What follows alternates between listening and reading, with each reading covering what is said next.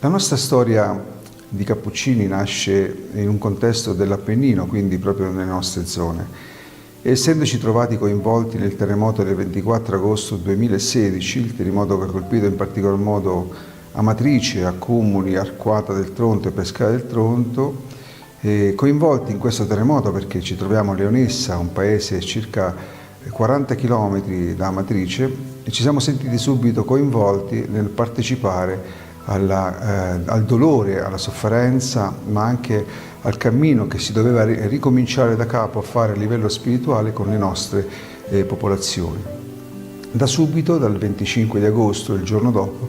ci siamo sentiti interpellati come fraternità qui a Leonessa e abbiamo deciso di partecipare a quello che erano le attività della Chiesa locale diocesana di Rieti per essere vicino alle persone colpite da questo gravissimo lutto.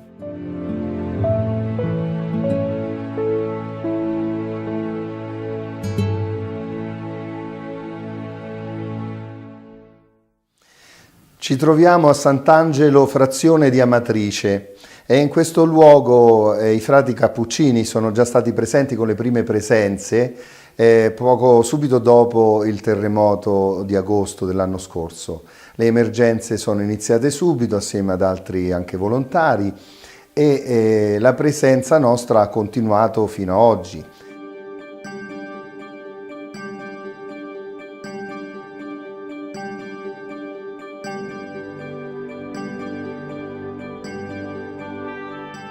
Una scelta che si è rivelata vincente è stata quella di coinvolgere in questa fase così difficile in cui era importante ricostruire il tessuto umano e le relazioni tra le persone, quello di chiedere ai frati cappuccini di essere presenti stabilmente sul territorio. I cappuccini hanno nell'immaginario collettivo questa forma di estrema vicinanza alle situazioni più semplici e non hanno mancato a questo appuntamento. Devo dire che tutte le volte che si sono alternati dopo un periodo di tempo c'è sempre stato il rammarico da parte delle persone perché se ne andava fra Tizio o fra Caio, con il quale nel frattempo avevamo stabilito rapporti di grande solidarietà. E direi che la vicinanza dei frati cappuccini è stata una vicinanza nello stesso tempo spirituale ma anche molto materiale,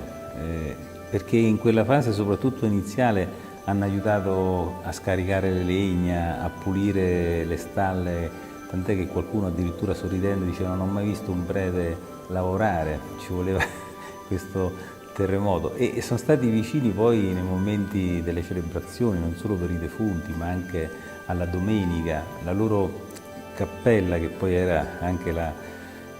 sala dove alcuni di loro vivevano, è diventato un punto di riferimento ben prima che venissero costruite le soluzioni abitative d'emergenza, e in un certo senso qui, come mai spesso si coglie oggi, la parrocchia, cioè la chiesa, è diventata di nuovo la fontana del villaggio.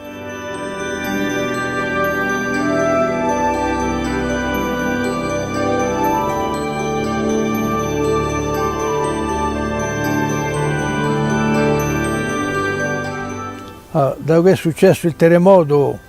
ad Amatrice e ho visto che i superiori ci tenevano che fossimo presenti noi cappuccini in mezzo a quella gente, allora io ho avuto l'occasione e sono andato dal 4 ottobre quest'anno fino al 5 novembre. È bene che noi abbiamo avuto questa presenza per incoraggiarli, per dire loro che eravamo presenti e per aiutarli a sostenere il grande disagio del terremoto.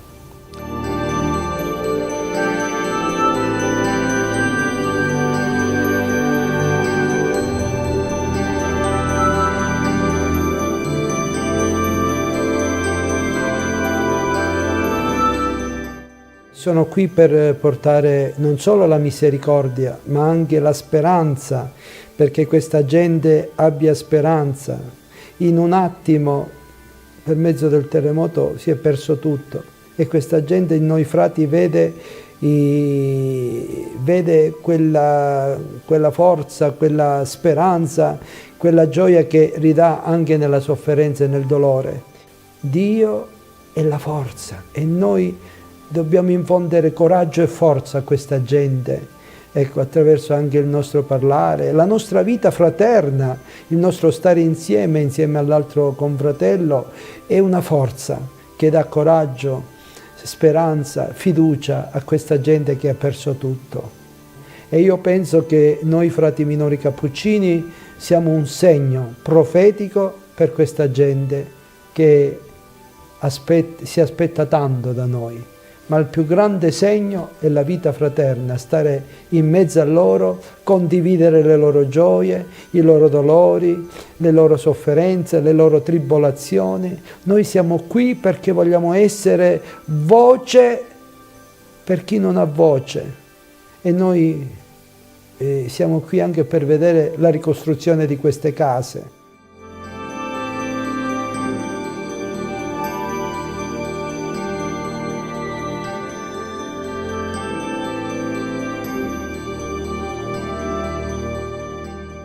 E poi ho scoperto, devo dirlo con grande convinzione, ancora di più di quello che già sapevo prima, la grandissima importanza di stare davanti al tabernacolo in silenzio. E questo porta una ricarica spirituale interiore profonda e anche un'energia poi di vita attiva e di forze fisiche notevole.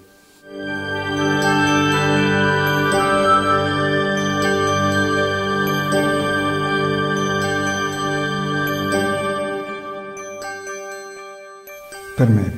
è stato molto importante esserci, e soprattutto perché comunque mette in discussione tante cose della mia vita religiosa e cristiana. Innanzitutto ti accorgi delle cose che hai, proprio perché gli altri le hanno perse, perché comunque valorizzi un sorriso di una persona che con fatica ti offre questo, soprattutto chi ha perso tutto, dalle persone care al lavoro, alla casa, a volte anche alla speranza, no? Perché comunque ti rendi conto che ti basta una parola soltanto, grazie, per sentire che il tuo lavoro è diventato importante, il tuo servizio è stato fondamentale. Soprattutto perché frequentando alcune persone ancora oggi, a distanza di qualche mese dal terribile terremoto, ti accorgi che è nata un'amicizia che forse non avresti mai pensato essere così salda e così forte. Ecco, questa cosa qui che ho vissuto chiaramente mi ha lasciato un segno che diventa comunque un motivo di preghiera, un motivo di vicinanza, un motivo di impegno, un motivo di vita religiosa, no? Questo è fondamentale. Per cui devo dire che in questo grande disastro della natura, in questa grande tragedia dell'umanità, comunque ci sono degli stimoli da parte mia e da parte delle persone che abbiamo incontrato in questo periodo per ripartire, perché davvero la speranza abbia la prevalenza, abbia il predominio su quelle che sono le disperazioni umane, no? Non possiamo cambiare la storia, non possiamo cambiare la natura, possiamo cambiare il nostro modo di vivere le tragedie, perché se non c'è questo non ha senso una vita cristiana. Cristo non ci ha insegnato a guardare la tomba vuota, ma a correre come Pietro e Giovanni, lì dove c'è da annunciare che la tomba non è più piena, ma è vuota, perché Cristo è risorto. Questo non si può fare subito durante il terremoto, non si può fare subito durante il funerale, si può fare appena un attimino comincia a riuscire il sole della speranza.